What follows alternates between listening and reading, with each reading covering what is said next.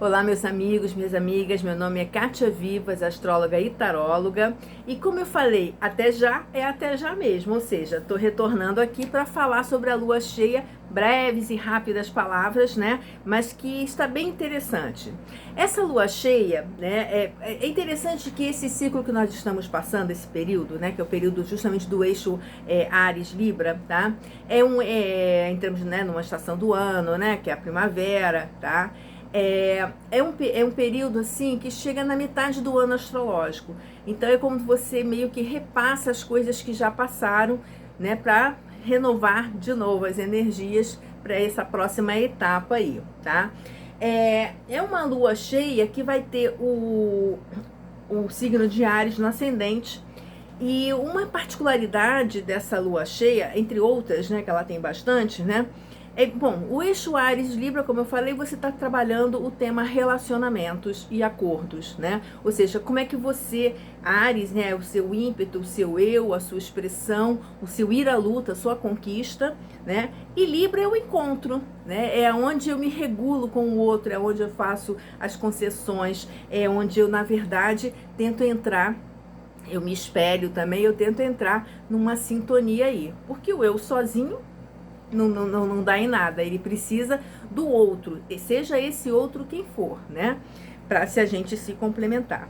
E tem essa característica que, bem na linha do ascendente, a gente vai ter, primeiro, o asteroide Quiron, né? Que ele já está em Áries, falando dessa questão mesmo. O Quiron em Áries está trabalhando muitas coisas, né? A masculinidade tóxica, né? O papel do pai, né? A independência, a identidade, né? A nossa individualidade também. E nesse mapa, ele vai vir com a Lua, ou seja, conjunto com a Lua, dessa oposição entre Sol e Lua, que é a Lua cheia.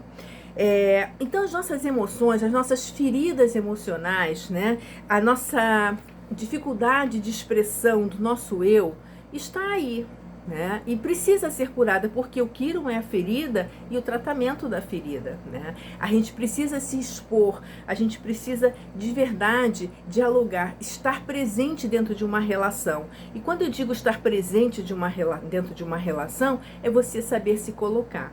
Você quer o outro, você precisa do outro, você debate com o outro, você se enfrenta no outro, você se espelha no outro, com o único objetivo de se compreender e se harmonizar, tá? Do outro lado, nessa oposição, a gente vai ter Sol e Vênus. Portanto, é uma lua cheia que também o prazer precisa entrar aí. O prazer, o equilíbrio, a harmonia, a amabilidade, né? A negociação e o compromisso, porque esse Sol ele vai formar um grande triângulo, tá, que vai ligar o Sol, Saturno e Marte, todos em signos de ar. Então, esse triângulo que se forma no céu, ele pede objetivação, ele pede racionalidade. Ou seja, ainda que a gente tenha um Marte, que faz parte desse triângulo aqui, fazendo um aspecto não tão harmônico assim com Netuno, e que esse aspecto de Marte e Netuno fala um pouco das minhas fantasias heróicas, né, das minhas ilusões e idílios, da minha necessidade de ser salvador ou salva, né, ou ser salvo por alguém. Tudo isso nesse processo aqui também está aí, né? Por isso é que eu digo que é uma lua cheia de objetivação. A gente tem que se encarar, olhar o outro, chegar a um acordo, a uma negociação do nosso papel dentro dessa relação, com objetividade, com argumentação, porque o Marte está em Gêmeos também. Então, dentro desse triângulo, o que eles formam? Primeiro, é uma carga muito mental, né? Eu acho que e dentro do que a gente está falando ali também do Marte com esse Netuno, eu realmente questionar objetivamente essas minhas necessidades emocionais, não é apagá-las, não é deixá-las de lado, pelo contrário, é saber colocá-las e elas têm importância, porque uma quadratura, um aspecto não tão harmônico assim, ele não é ou a própria oposição, são aspectos que pedem integração, são aspectos que pedem que a gente trabalhe sobre o tema, não é que a gente não consiga, pelo contrário, as quadraturas e até as oposições, né, elas nos ajudam a fazer esse trabalho, a labutar, né, né, a fazer o equilíbrio das emoções para que a gente chegue aonde a gente quer.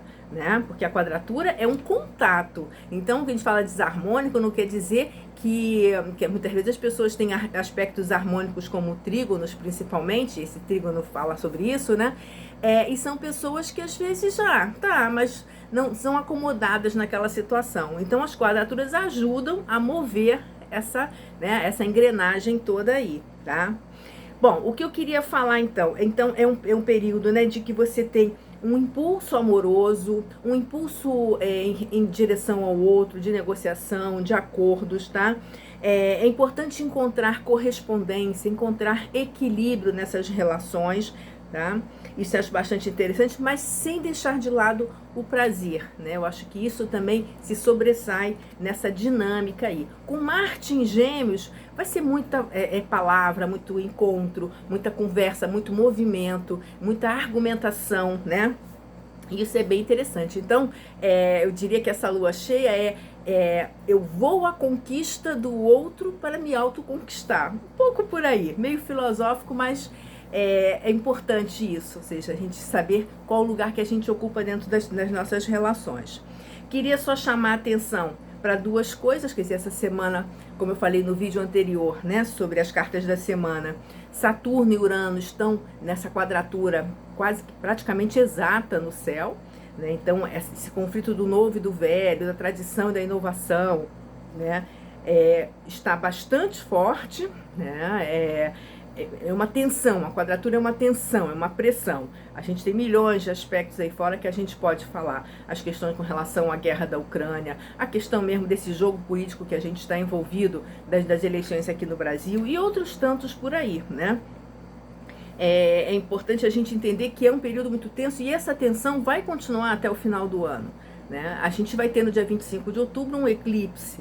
E é um eclipse preocupante também, porque o que é que sai de cena, o que é que realmente se revela? É uma coisa para a gente pensar. E um outro aspecto que eu queria falar por exemplo, nós temos aí Plutão nessa lunação. Ele está estacionário, né? Ele está voltando ao movimento direto. Sempre que um planeta se movimenta, seja entrando em retrogradação, seja ele voltando ao movimento direto, para prestar atenção, né? Até porque Plutão vem fazendo um trabalho árduo desde 2008 nos céus, né, da nossa humanidade aqui. E eu acredito, né, que principalmente que ele faz um aspecto com Mercúrio, né, Mercúrio em Virgem. Então, assim, vamos atentar para os detalhes das questões, vamos pensar objetivamente, vamos pensar e aí em todos os assuntos, né, saúde, notícias, tudo isso daí é muito importante, até porque esse Mercúrio faz uma oposição a Netuno aí. Então, vamos ser discriminatórios, vamos perceber o que está escondido atrás das coisas que são faladas, ditas, encenadas, mostradas, né? Vai ter muita historinha, né? E é bom que a gente preste atenção nessas historinhas, não que a gente as negue ou relegue-as a um deserto, uma escuridão, uma caverna sombria. Não, é importante a gente tentar entender o que está por trás dessa mentirinha também, seja na vida pessoal, seja na vida coletiva. Isso é bastante importante, tá? Mas esse aspecto que eu estava falando de Netuno e Plutão é um aspecto muito interessante, porque é um aspecto muito sutil, é um aspecto de longa duração, né? A gente tem essa presença desse sextil entre Netuno e Plutão desde a década de 50 do século passado. Ela deu uma afastada, ela reforça, agora retorna outra vez a ficar mais forte e vai ficar assim mais uns 10 anos pelo menos, tá? E por que eu tô falando isso? É porque esse contato entre esses dois planetas, né, é mais ou menos assim, ele pede que a gente processe coletivamente, tá? A gente consiga processar como a realidade, ela é extremamente profunda e complexa. É como se a gente estivesse mudando os paradigmas das coisas. Aliás, a gente vê isso muito, né? Nessa mudança do que é liberdade, do que é um monte de coisa. A gente tem que prestar atenção. É como se a gente estivesse formando uma nova identidade coletiva, que cabe o sonho, mas qual é a ideologia que a gente vai acreditar? Qual é a noção de poder que a gente tem daqui para diante? O que a gente entende por verdade nua e crua, né? O que são as fantasias que a gente carrega e que precisam se esvair completamente? O que a gente precisa aprender para conseguir viver o sonho nessa realidade? É difícil, mas é provável, ok? Um grande beijo para vocês, vou ficando por aqui. Meu nome é Kátia Vivas, astróloga e taróloga.